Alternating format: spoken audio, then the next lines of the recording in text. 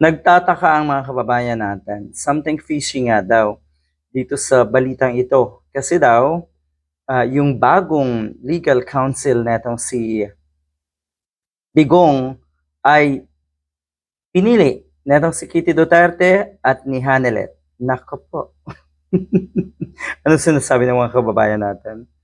Bakit daw doon or interested kay Hanelet at Kitty Duterte yung paghanap or pagpili ng bagong lawyer ni Digong? Nasaan na daw yung mga brilliant advisor na tinatawag na sinasabi netong mga Duterte, legal advisor netong si Digong, nasaan na daw sila? Ano daw ang papel ba ni Sara Duterte dito sa um, ginawang ito or pagpalit ng abogado? Nabaliwala daw ba si Sara Duterte na ang ibig sabihin daw mas qualified etong si Kitty Duterte na pumili ng legal team or taga-depensa nga kay Digong. Mas qualified si Kitty Duterte at si Hanelet. Nako po. Sabi sa inyo meron talagang kakaiba.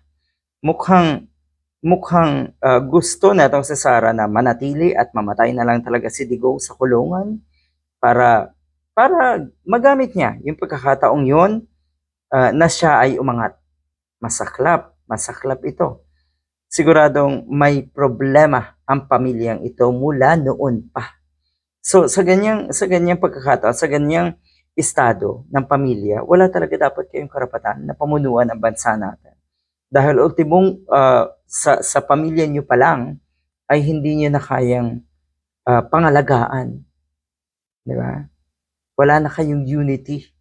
Something fishy, yun yung sinasabi.